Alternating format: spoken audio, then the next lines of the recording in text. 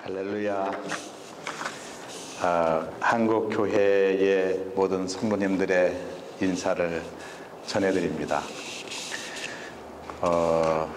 예기치 않는 하나님의 은혜로 우리 목사님 뵙고 또 어제 저녁에 권사님, 지사님 통해서 또 대접도 받고 많은 사랑을 받았습니다. 주님의 은총이 아닐 수가 없습니다. 오늘 아버지의 마음, 이런 제목으로 함께 말씀을 나누려고 합니다. 제가 2000년도에 오하이오주 쉐이커 하이츠에서 캐나다 전체 교회의 의장을 지냈던 이상철 목사님하고 한동안 지낼 수 있는 기회가 있었습니다. 그때 이상철 목사님으로부터 많은 일화를 들었습니다. 전설 같은 이야기들이 참 많더라고요. 근데 그분이 캐나다 전체 교회의 의장이 되었는데 제가 옆에서 이렇게 지켜보니까 저보다 영어를 잘 못하시는 것 같아요. 발음도 아주 1세대라 액센트도 세시고 또 저보다도 못생기신 것 같고 살며시 제가 옆에 가서 이렇게 키를 재봤더니 저보다도 키가 작아요. 어떻게 생각하시면 되냐면 영화 카라테 키드에 거기 나오는 그 마스터 계시잖아요. 그분하고 아주 비슷하게 생기셨어요. 근데 이분이 캐나다 전체 교회의 의장이 돼가지고 교회들을 방문해서 회의도 하고 또 말씀도 전하고 그러는데 한 번은 어느 시골 교회에 가서 예배를 마친 다음에 회의를 진행하려고 의장석에 앉았더니 한 평신도 대표가 일어나셔가지고 손을 들고는 이렇게 질문했습니다. 의장, 당신의 생각에는 캐나다 전체 교회의 의장이 되는데 어떤 기준이 있다고 생각하십니까? 사람들이 이제 긴장했어요. 혹시나 인종차별적인 어떤 그 생각을 가지고 질문한 건 아닌지. 그러니까 이 목사님께서 빙그레 웃으시면서 well, 첫 번째 그 기준은 저처럼 키가 작고 못생겨야 됩니다. 그래야 교회에 문턱이 낮아 키도 작고 못생긴 사람이 교회에 올 수 있기 때문이죠. 두 번째 기준은 저처럼 영어를 잘 할 줄 몰라야 됩니다. 그래야 어저께 캐나다에 이민 오신 분도 자유롭게 교회에 들어올 수 있기 때문입니다. 그 다음에는 세 번째 기준이 있는데 이것은 제 마음 가운데 있는 사랑의 크기입니다. 하나님께서 제게 특별한 사랑을 주셨는데 제 마음 가운데는 이 지구를 다 감싸 안고도 남을 만한 엄청난 크기의 사랑을 주님께서 주셨습니다. 형제여, 당신이 오늘 제 마음 가운데 있는 이 사랑의 크기, 그리스도의 사랑을 당신 마음 가운데 가질 수 있다면 오늘 당신이 캐나다 전체 교회의 의장이 될 수 있습니다. 이렇게 답변했어요. 우리가 종종 교회의 위기라는 얘기를 하지만 문제는 우리 마음 가운데 그리스도의 사랑이 있느냐 없느냐 여기에 대답이 있다고 믿어집니다. 제가 신학교에 간다고 하니까 저희 아버님께서 크게 반대를 하고 나섰습니다. 힘든 건축 현장에서 노동을 하셨던 아버님은 아들이 경영학을 공부하든지 해서 재정적으로 안정된 미래를 갖기 원하셨습니다. 근데 저는 그때 이미 하나님의 부르심을 받아서 거부할 수 없는 하나님의 깊은 사랑 가운데 그 거부할 수 없는 하나님의 부르심 때문에 아버님의 기대를 저버리고 신학교에 입학했습니다. 이후에 저희 아버님은 뭔가 모르는 그 아버님과 저 사이에 긴장이 흘렀는데 아버님은 저의 결정에 화가 나셔서 고등학교 졸업식에도 안 오시고 대학교 입학식에도 오시지 않았습니다. 그리고 신학교에 다니는 동안 등록금이며 책값 등 일체의 재정적인 지원을 동결해 버렸어요. 근데 저희 어머니께서 뒤로 다 빼주시긴 했지만, 그래서 이때부터 저는 아버님은 저를 사랑하지 않는가 보다 이렇게 생각을 했고, 제가 목회의 길을 간다고 하면은 이것은 내가 어쩔 수 없이 받아들여야 되는 운명인가 보다 이렇게 생각을 했습니다. 1992년 여름에 제가 뉴욕주 알바니 근처에 캐스킨 마운틴에 있는 그곳에서 미국인들 목회를 하고 있었는데, 여행을 오셔가지고 그 더햄 미국인 교회를 목회하고 있던 저희 집을 방문하셨습니다. 미국에 도착한 그날부터 아버님께서 목사관과 교회를 둘러보시고 뭔가 일을 찾아서 손질을 하기도 하고 청소를 하기도 하고 그러셨어요. 또 교회 주변의 잔디를 다 깎고 목사관 주변의 그 거리를 깨끗하게 청소하기 시작했습니다.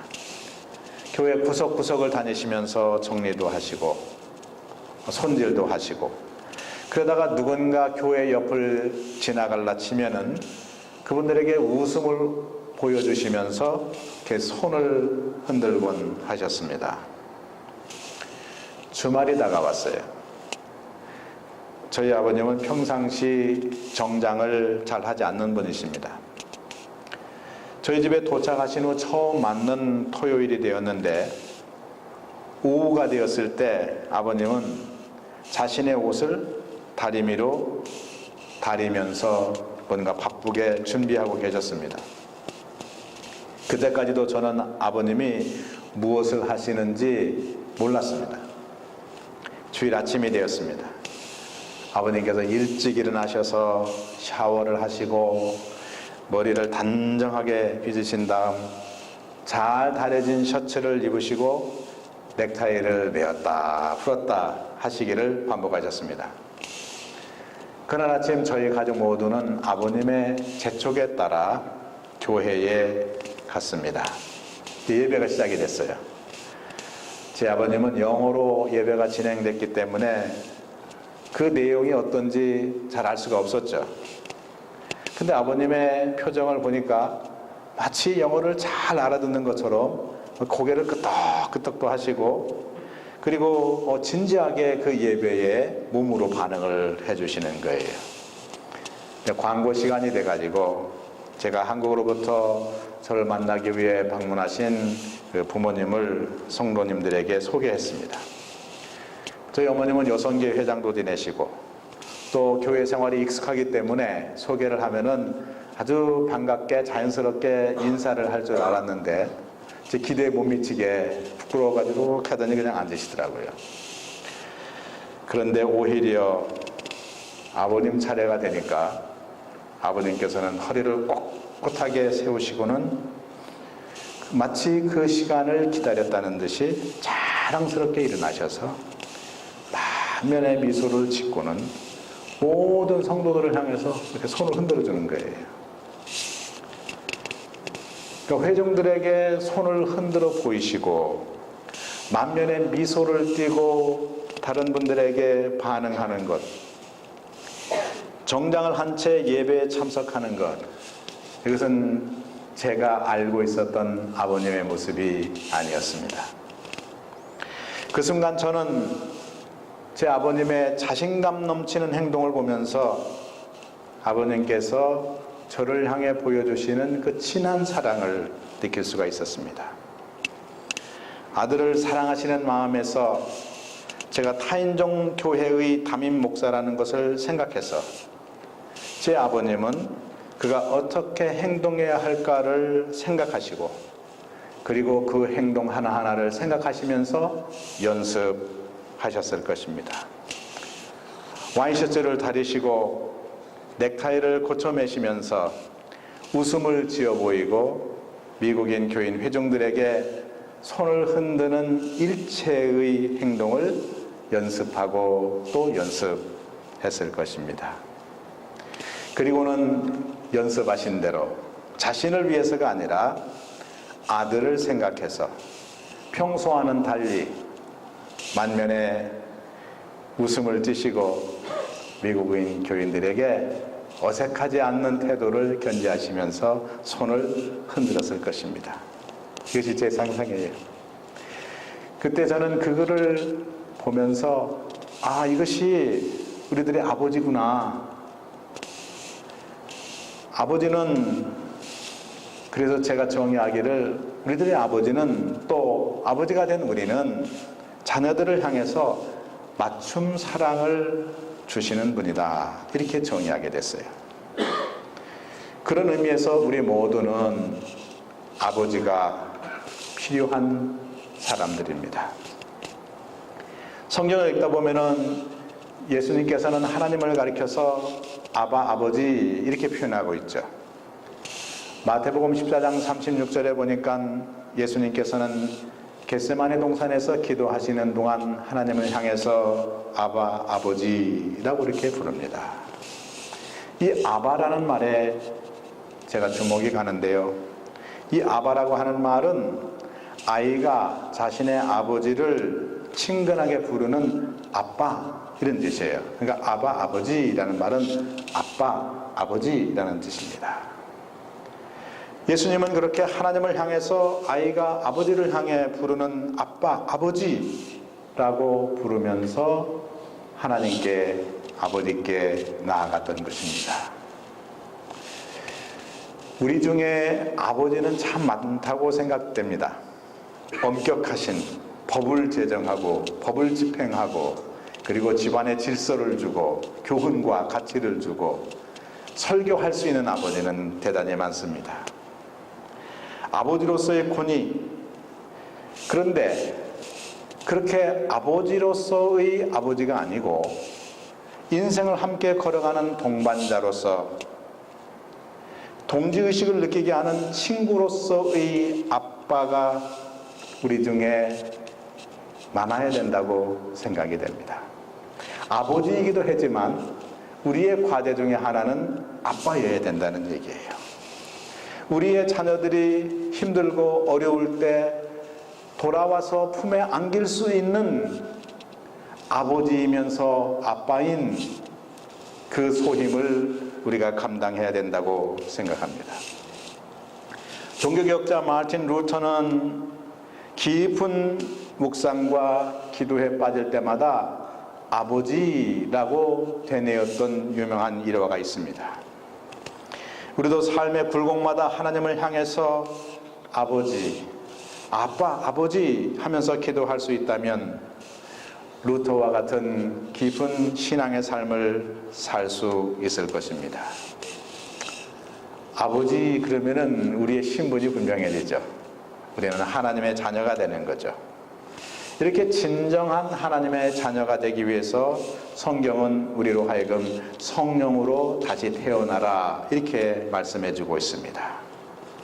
우리가 하나님을 아버지, 아빠 이렇게 부르게 될 때 우리 모두는 다 하나님의 귀한 사랑받는 하나님의 자녀가 되는 줄로 믿습니다. 로마서 8장 15절에서 17절에 바울은 이렇게 고백합니다. 너희는 다시 무서워하는 종의 영을 받지 아니하고 양자의 영을 받았으므로 우리가 아바, 아버지라 부르짖느니라. 성령이 친히 우리의 영과 더불어 우리가 하나님의 자녀인 것을 증언하시나니 자녀이면 곧 상속자, 하나님의 상속자요 그리스도와 함께한 상속자니 우리가 그와 함께 영광을 받기 위하여 고난도 함께 받아야 할 것이니라.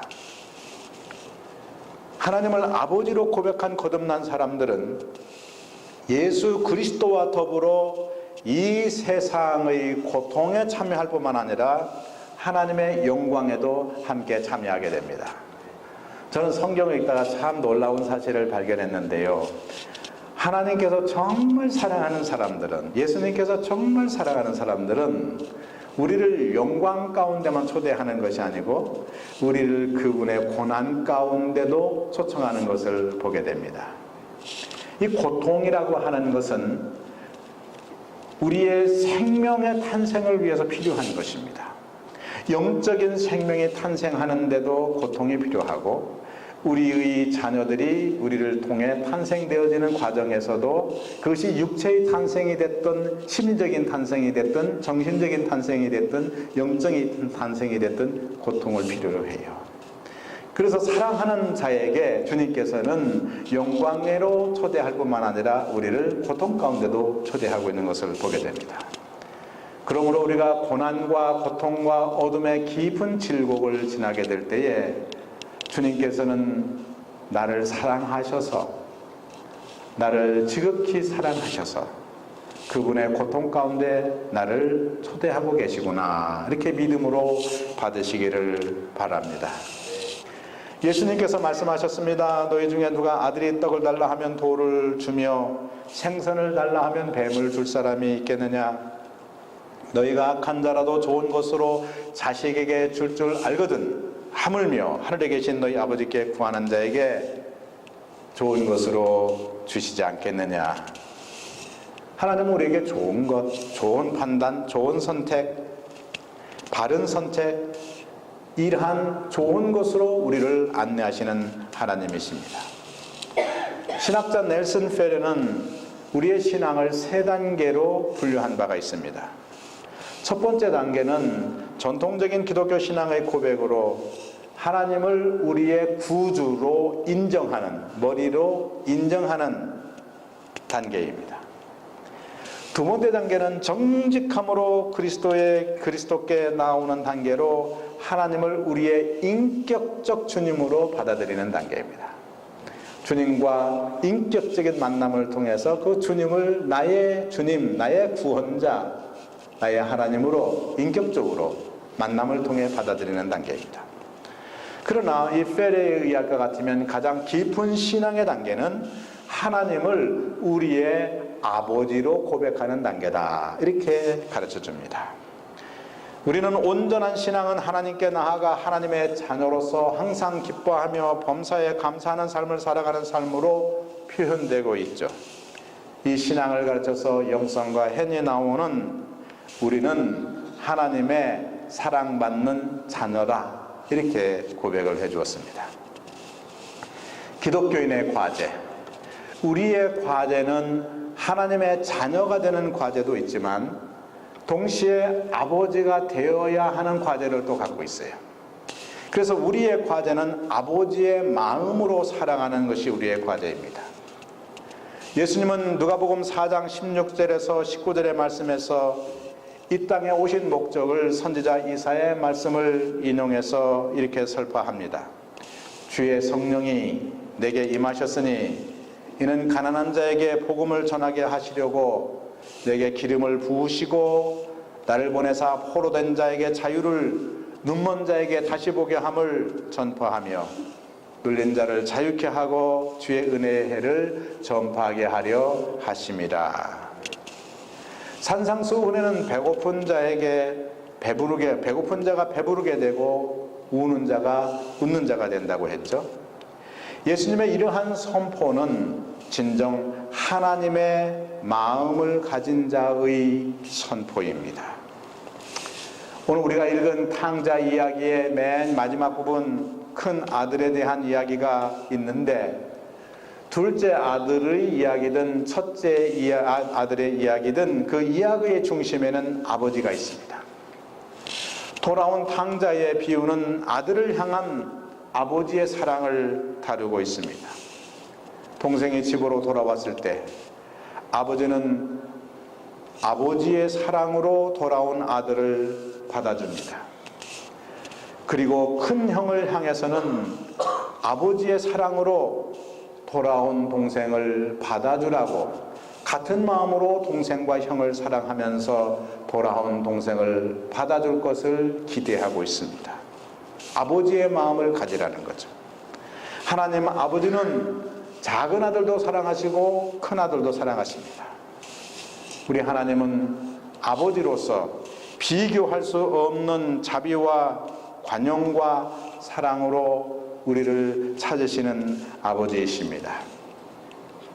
저는 그 8년을 기러기 아빠를 했어요. 근데 이 아들들이, 제가 아들이 셋인데 아들들이 참 잘 자라는데 아버지의 부재에 대한 저항을 대학에 가서 하더라고요.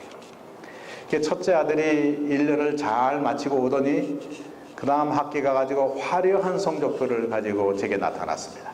전 과목에 F를 맞아가지고 한 중간쯤 공부하다가 숨어버렸어요. 낙심도 되고 분노도 일어나고 수치도 일어나고 견딜 수 없는 어떤 그 좌절도 오고. 제가 이 TV를 보다가 임권택 감독의 이야기를 보게 됐는데, 그분은 고등학교 다닐 땐가 전교에서 꼴찌에서 두 번째를 했대요. 그래서 성적표를 가지고 아버지한테 딱 갖다 줬더니 아버님께서 그 성적표를 한참을 보시다가 그 아버님께서 하시는 말씀이, 권태가 이거 꼴찌 아무나 하는 거 아니다. 그때 그 임권택 감독이 마음의 결심을 했다는 거죠. 나는 내 인생을 이렇게 나를 받아주시는 아버지를 위해서 이렇게 살 수는 없어 라고 돌아섰다는 거죠. 이한영 교수님의 그 유튜브 설교를 듣다 보니까 그럼 뭐가 잘못됐는지 하여튼 그 따님이 그야말로 이렇게 F를 가지고 이제 나타난 거예요. 그런데 이 이한영 목사님은 굉장히 깊은 인격을 가지셨나 봐요. 그 따님을 데리고 위로해 주면서, 얘야 우리 셀레브레이션 하자. 셀레브레이션이라는 말은 우리가 셀레브레이션을 하는데, 셀레브레이션 하는 이유는 F를 맞은 것을 축하하자 이렇게 했다는 거예요. 그래서 저는 사실 아들이 그렇게 F를 맞아가지고 왔을 때 그렇게 축하해 주질 못했어요. 화가 나고 수치스럽고 분노가 나고, 어째 너가 나한테 이렇게 저항할 수 있어? 받아줄 수가 없는 그런 옹졸한 아빠였어요. 근데 이 아들이 제가 받아들일 때까지 저항하더라고요. 그리고는 마침내 제 아내가 그 아이를 데리러 학교로 갔는데, 집에 온다는데 내가 이 아이를 어떻게 받아들일 것인가. 헨리 나운의 돌아온 탕자라고 하는 책을 읽으면서 거기에서 해답을 얻었어요.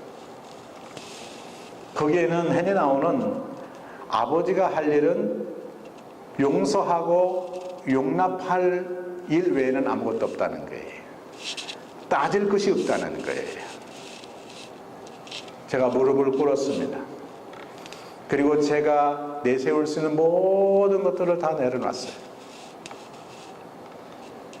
그런데 하나님께서는 제가 굴복하는 그 순간에 변화를 만들어내기 시작했어요. 우리가 살면서 자녀들을 통해서 많은 저항에 부딪히게 됩니다. 화려한 자랑할 만한 자녀를 분들을 우리 모두가 다 축하하며 또 박수를 보내드립니다. 그러나 저희들에게 저항해 오는 그 자녀들은 사실은 언젠가 한 번쯤 경험했던 결핍, 언젠가 한 번쯤 경험했던 그러한 부족함, 사랑받지 못함, 부모가 함께 해주지 못함에 대한 그 저항을 이제 아버지가, 이제 어머니가 견딜만 하니까 저항해 오는 겁니다. 그때 우리 부모들이 해야 하는 일은 어린아이를 품에 안고 길렀던 어머니의 심정으로 어린아이를 품에 안고 그 어린아이가 있는 그대로를 받아주면서 그 안에 인격과 삶의 가치를 우리가 눈동자를 통해서 아이들에게 돌려줬던 것처럼 우리의 자녀들이 저항해 오고 우리가 기대했던 것과는 다른 삶으로 우리에게 저항해 올 때 우리가 할 일은 그들을 향해서 권고나 설교나 그리고 그들을 향한 어떤 가치를 가지고 평가해 주는 것이 아니고 맨발로 뛰어나갔던 탕자를 기다리고 있었던 아버지 하나님처럼 용납하고 품어주고 견뎌주는 것이 우리의 부모들의 과제인 줄로 믿습니다. 예수님을 만난 다음에 세리 삭개오는 주님께 약속합니다. 주여 보시옵소서, 내 소유의 절반을 가난한 자들에게 주겠사오며 만일 누구의 것을 속여 빼앗은 일이 있으면 내 갑절이나 갚겠나이다. 삭개오는 아버지의 마음을 가졌기 때문에 빼앗았던 것을 되돌려주고 억울하고 가난한 사람에게 사랑과 관심을 갖게 되었습니다. 어느 날 사람들이 가늠하다 현장에 잡힌 여인을 데리고 예수님께 왔습니다. 주님께서 저들에게 말씀합니다. 너희 중에 죄 없는 자가 먼저 돌로 치라. 이 말씀은 정죄가 아니고 하나님 아버지의 자비와 사랑에서 주어진 말씀이죠. 기독교인뿐 아니라 모든 사람들을 위한 주기도문, 주님의 기도문에는 일용할 양식을 구하고 유혹에 빠지지 않기를 위해 기도하고 용서를 구하고 모든 악에서 구해달라고 이렇게 기도합니다. 이 기도는 모든 인류가 평화와 사랑이 넘치는 세계가 되기를 위해 구하는 아버지의 마음이 담긴 기도입니다.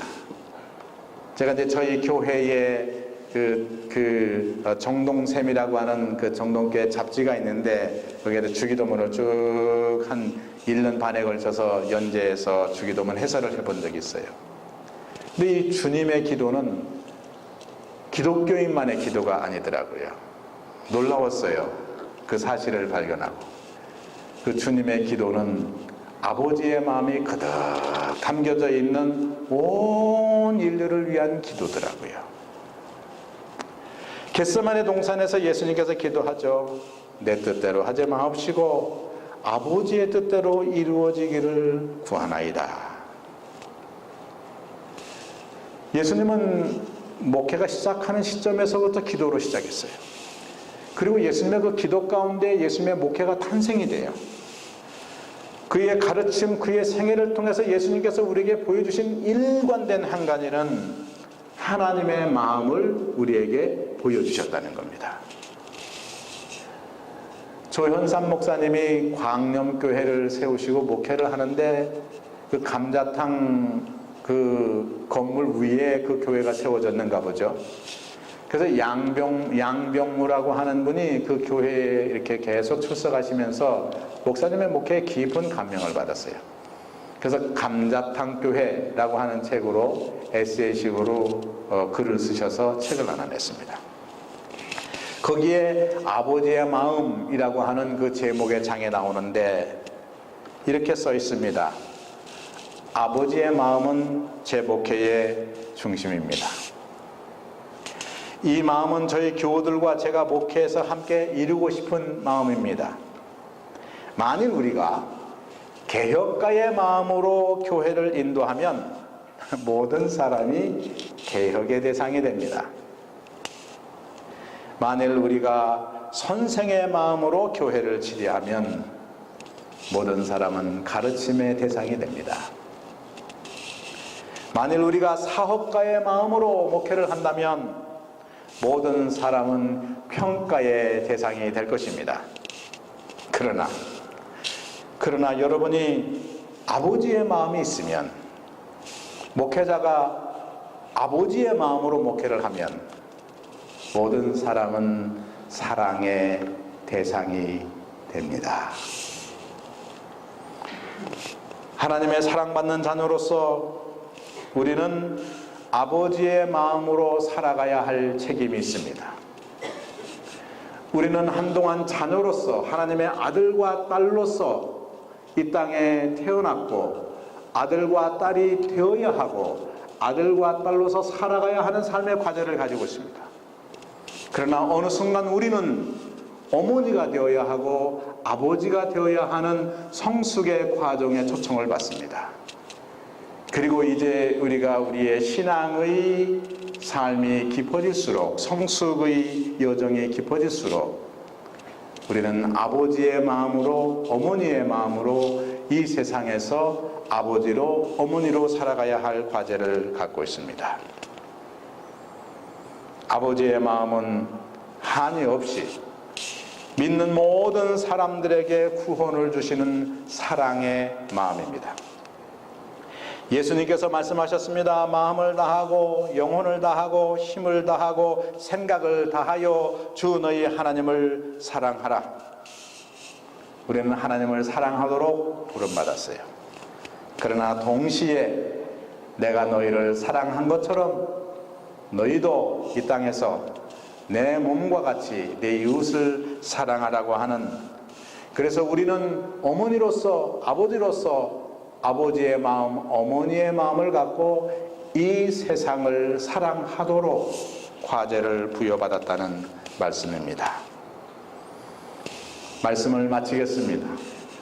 우리 모두는 어느새 어머니가 됐고 아버지가 됐습니다. 진정한 아버지, 진정한 어머니의 신앙으로 마침내 하나님께서 우리를 부르셨을 때는 열국의 신앙의 아버지, 열국의 신앙의 어머니로 그렇게 우리의 인생이 끝까지 성숙하시기를, 그리고 마침내는 우리의 죽음마저도 하나님께 온전한 제물로서 우리의 신앙이 열국의 신앙의 어머니 아버지로 빛나시기를 주님의 이름으로 축원드립니다. 잠깐 기도하겠습니다. 주님, 우리를 부르셔서 자녀 삼아 주신 것 감사합니다. 그런데 자녀로서 머물러 있는 것이 아니고 아버지의 마음, 어머니의 마음을 가지고 하나님의 마음을 가지고 이 세상을 사랑하라고 우리에게 소명과 사명으로 불러주십니다. 세화교회를 세우신 하나님, 우리 목사님과 온 교우들이 하나가 돼서 이 시대에 또 이 세계에 주님의 마음, 아버지의 마음, 어머니의 마음으로 새로운 역사를 만들어가게 축복하여 주옵소서. 또 우리들 자녀를 축복하여 주셔서 저희의 부모님들의 신앙을 따라서 이 땅에서 잘되고 후손이 복을 받는 놀라운 역사로 인도하여 주옵소서. 예수님의 이름으로 간절히 기도하옵나이다. 아멘.